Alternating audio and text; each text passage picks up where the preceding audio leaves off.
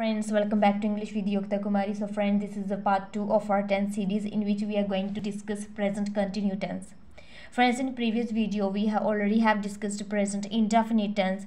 As I have told that first we will discuss present, then past, then future.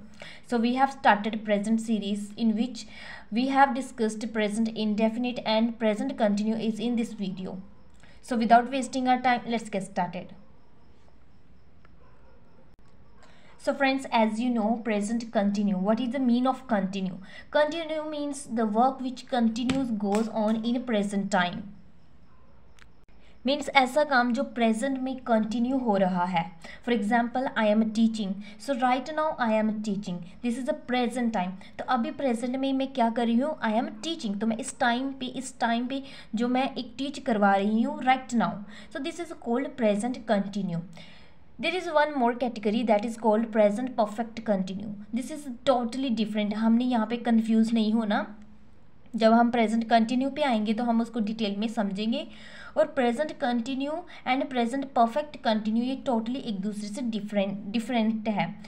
तो क्या होता है, जो हमारा प्रेजेंट कंटिन्यू रहता है ये अब के टाइम की बात कर रहा है कि अभी से काम स्टार्ट हुआ है. और प्रेजेंट परफेक्ट जो कंटिन्यू रहेगा उसमें जो हमारा काम होता है वो पास्ट में स्टार्ट होता है और ये कंटिन्यू हो रहा होता है. वो हम वहाँ पे डिस्कस करेंगे अच्छे से. First we will focus on present perfect present continue tense. So first of all categories जो हम जैसे कि हमने प्रेजेंट कंटिन्यू इंडेफिनिट में भी देखा था कि जो हमारे प्रेजेंट इंडेफिनिट की आगे 5 कैटेगरीज सब कैटेगरीज आई थी. इसी तरह हमारे प्रेजेंट कंटिन्यू में भी 5 सब कैटेगरीज आएंगी. First one will be simple, then negative, interrogative, negative interrogative and WH family वाले जो वर्ड्स पहले रहते हैं. सो सबसे पहले हमने इनके रूल्स देखने हैं कि हमारा रूल्स क्या कहते हैं और हमारा जो स्ट्रक्चर होता है सेंटेंस फॉर्मेशन जब हम करते हैं ये भी हमें रूल्स के अकॉर्डिंग ही करने पड़ती है. ऐसे नहीं कि हम सब्जेक्ट कहीं पे भी लगा दें, कहीं पे भी हेल्पिंग वर्ब लगा दें. स्पोकन में तो चलो चलता है, ठीक है, लेकिन जो राइटिंग होती है ये हमें इसमें रूल पे ध्यान रखना ही पड़ता है, otherwise we will make a mistake. So first simple. So simple का रूल रहता है सब्जेक्ट, हेल्पिंग वर्ब आ जाएंगे, इज एम आर, वर्ब की first form ING and object. So this is a simple जिसमें हमारा ना तो कोई नेगेटिव आएगा ना तो कोई इंटरोगेटिव आएगा. इसको हम सिंपल बोलते हैं. तो this is simple present continue. Then negative. तो नेगेटिव में क्या रहेगा, हमने जस्ट नोट लगा देना होता है हेल्पिंग वर्ब के बाद. पहले हमारा सब्जेक्ट आ जाएगा, फिर हमारा is am are, then not, then verb की first form, then ING and object.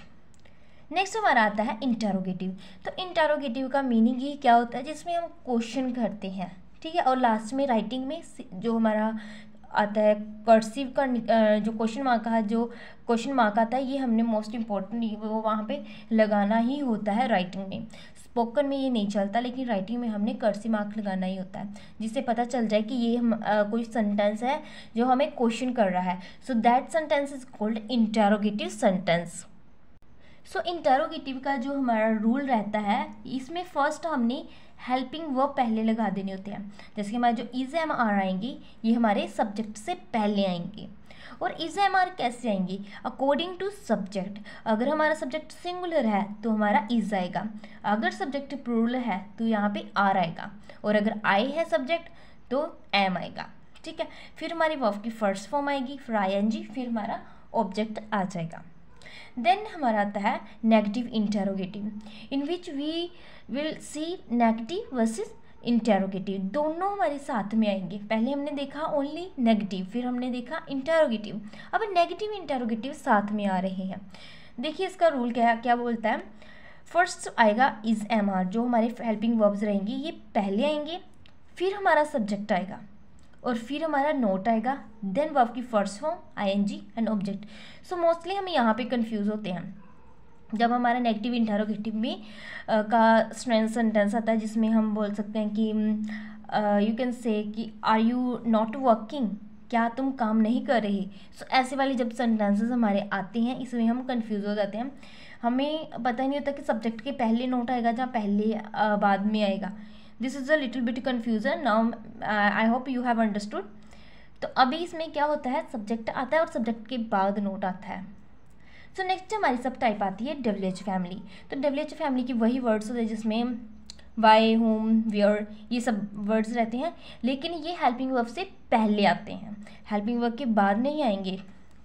Structure रहेगा WH फैमिली की वर्ड्स आ जाएंगे पहले, फिर हमारी जो हेल्पिंग वर्ब्स होते हैं वो आएंगे, देन हमारा सब्जेक्ट आएगा, देन वर्ब की first form, then verb ING and object. So इसमें क्या रहेगा हमारा, अगर हम WH फैमिली की बात करें तो मैं ऐसे बोल सकती हूँ कि तुम काम क्यों नहीं कर रहे, तो I can say why are you not working, या फिर वाई आर यू वर्क, तुम काम क्यों कर रहे हो, तो हम बोल सकते हैं why are you working.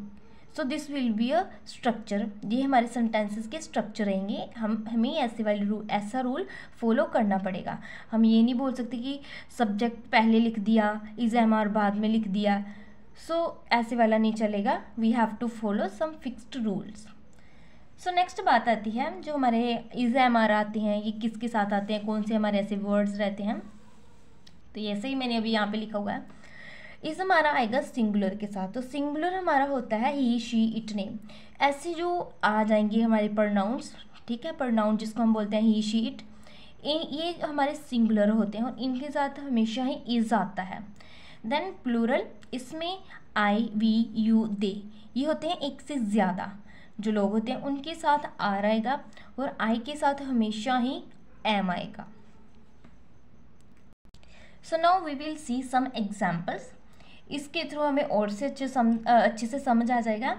First example, जैसे कि एक ही एग्जाम्पल देखेंगे, उसी के हम चारों और 5 की सब टाइप्स के अकॉर्डिंग उसको देखेंगे कि कैसे कैसे हम उस एक ही सेंटेंस को चारों की चारों सब टाइप से हमने फॉर्म करा है। सेंटेंस इज, मैं किताब पढ़ रही हूँ, या फिर वह किताब पढ़ रहा है, ठीक है, या फिर हम किताब पढ़ रहे हैं, ऐसे वाला सेंटेंस होगा।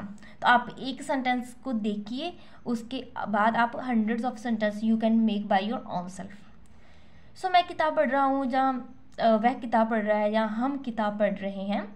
तो इसकी हमने फर्स्ट सिंपल देखेंगे। सिंपल जो हमारा था सेंटेंस, उसके अकॉर्डिंग, उसके रूल्स के अकॉर्डिंग हमने कैसे सेंटेंस बनाया, I am reading a book, ठीक है। सो अगर ही होता, जैसे कि आई के साथ एम लगता है, ही होता तो इज लगता, जैसे कि he is reading a book. और अगर यहाँ पे यू होता, so I would use are, so you are reading a book. तो देखा आपने, एक ही सेंटेंस को हमने तीनों सिंपल जो सेंटेंस था उसको हमने तीनों ही जो हमारे सब्जेक्ट आते हैं, जैसे कि आई, ही, यू, उनके साथ कैसे हेल्पिंग वर्ब यूज़ करा with the help of rules. Second, ये तो हो गया हमारा सिंपल। अगर हम नेगेटिव की बात करें तो इसमें क्या रहेगा, अगर मैं बोल दूं कि मैं किताब नहीं पढ़ रही, जब वो किताब नहीं पढ़ रहा, ये आएगा I am not reading a book. तो देखा हमारे हेल्पिंग वर्ब के बाद नोट आया, ठीक है।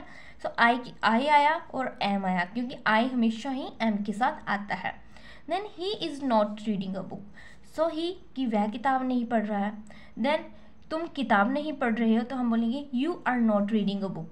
सो देखा, यू के साथ आर आ रहा है, ही के साथ इज, आई के साथ एम, और हेल्पिंग वर्ब के बाद हमारा नोट आ रहा है। सो दिस इज नेगेटिव। नाउ हमारे आएंगे इंटरोगेटिव। सो इंटरोगेटिव में क्या आएगा, जैसे कि देखेंगे हम, क्या तुम किताब नहीं पढ़ रहे, तो मैं बोल सकते हैं are you not reading a book. So यहाँ पे मैंने क्वेश्चन मार्क का निशान नहीं लगाया, this is important, let me mark here निशान्स जो ओके। तो हमारा जो रहेगा इंटेरोगेटिव का, जिसमें हम बोलेंगे क्या तुम किताब नहीं पढ़ रहे, क्या मैं किताब नहीं पढ़ रहा, या फिर क्या तुम वह किताब नहीं पढ़ रहा। तो इसमें हम ये बोलेंगे जैसे कि are you not reading a book, am I not reading a book, ठीक है, या फिर am I reading a book, क्या मैं किताब पढ़ रहा हूँ, तो आप बोलेंगे am I reading a book, ठीक है। और इसके आगे क्या वह किताब पढ़ रहा है, तो आप बोल सकते हैं is he reading a book. तो देखा आपने कैसे हेल्पिंग वर्ब पहले आए हैं, फिर हमारा सब्जेक्ट आया है, फिर हमारी वर्ब की फर्स्ट फॉर्म आई है, देन उसके साथ ING आया है। देन हम आगे हमारे आएंगे जिसमें हमारा नेगेटिव भी आएगा और इंटरोगेटिव भी आएगा। इसको हम जैसे बोल सकते हैं कि क्या मैं किताब नहीं पढ़ रहा, ठीक है, तो आप बोल सकते हो या फिर क्या तुम किताब नहीं पढ़ रहे, तो आप बोल सकते हैं are you not reading a book, ठीक है। देखा आपने पहले कैसे आर आया हेल्पिंग वर्ब, फिर सब्जेक्ट आया, फिर नोट आया, ठीक है। तो ये हमारे रूल्स रहते हैं, फिक्स्ड रूल होते हैं, इनको हमें फॉलो करना ही पड़ता है। तो आप ऐसे नहीं बोल सकते कि are not you reading book, no, this will be wrong. So you have to say are you not reading a book. जैसे am I not reading a book, so देखा आपने आई के साथ एम आता है, तो हेल्प अगर क्वेश्चन मार्क है, ठीक है, तो एम आगे आ जाएगा उसके। Next, is he not reading a book, क्या वह बुक नहीं पढ़ रहा। सो इसके साथ इस क्या है, हमारा सिंगुलर है, सॉरी ही हमारा सिंगुलर है, तो अकॉर्डिंग टू सिंगुलर हमने इसका यूज़ करा। सो उसके बाद सब्जेक्ट के बाद हमारा नोट आया, देन वर्ब की first form, then object. So is he not reading a book. So last हमारा आएगा, जैसे कि हमने अभी बात करी थी WH फैमिली की जो वर्ड्स होते हैं, तो कभी भी हमने क्वेश्चन के साथ जैसे कि बाय, होम, वेयर, व्हेन, ये सब वर्ड्स आएंगे, तो ये हमारे पहले आएंगे हेल्पिंग वर्ब से। सो सी, जैसे कि मैंने बोला कि वो किताब क्यों नहीं पढ़ रहा, ठीक है, या फिर तुम किताब क्यों नहीं पढ़ रहे, तो ऐसे वाले सेंटेंस आएंगे। So first I will say why are you not reading a book, कि तुम किताब क्यों नहीं पढ़ रहे। सो देखा आपने, वाई पहले आया, then helping verb, then not, then you, then not, then verb की फर्स्ट फॉर्म एंड ऑब्जेक्ट। तो यहाँ पे हमें थोड़ी सी कन्फ्यूजन होती है, यहाँ पे कंफ्यूज नहीं होना, सेम रहेगा, बस हमारा जो WH फैमिली का वर्ड होगा वो पहले आ जाएगा। जैसे कि why are you not reading a book, तो हमने ऊपर भी ऐसे करा था, जो हमारा रहा था इंटेरोगेटिव वाला, जैसे नेगेटिव इंटेरोगेटिव वाला रहा था, जैसे कि are you not reading a book, तो इसमें सिर्फ हमने वाई आगे लगा देना होता है, बाकी सेम रहेगा, ठीक है। So why are you not reading a book, जैसे कि how is he not reading a book, कि वो कैसे किताब नहीं पढ़ रहा, वो कैसे वह किताब नहीं पढ़ रहा, ठीक है। तो आप बोल सकते हैं हाउ मीन्स होता है कैसे, तो how is he not reading a book. Next, when am I not reading a book, कि मैं कब किताब नहीं पढ़ रही। So this is when am I not reading a book. ये लिखने में दिखने में तो थोड़े से ऐसे ट्रिकी से होते हैं, लेकिन इनको हमें एज इट इज़ लिखना ही पड़ता है। So friends, in this video we have covered present continuous tense. Each and everything I have discussed in this video. If there is any doubt, kindly ask me in comment section and I will reply definitely. सो अगर कुछ आपको समझ नहीं आया होगा वो आप comment section में पूछ सकते हो। बाकी तो मैंने यहाँ पे इस वीडियो में ईच एंड एवरीथिंग डिस्कस कर दिया, उसके रूल्स, क्योंकि इसके अलावा कुछ नहीं होता। आपने जस्ट सेंटेंस बनाने हैं, उसकी प्रैक्टिस करनी है, और हंड्रेड्स ऑफ एग्जाम्पल्स आप बना के उसको ऐसे ही रूल्स अप्लाई करके देखो, आपकी इंग्लिश स्ट्रॉन्ग हो जाएगी। So thank you watching this video.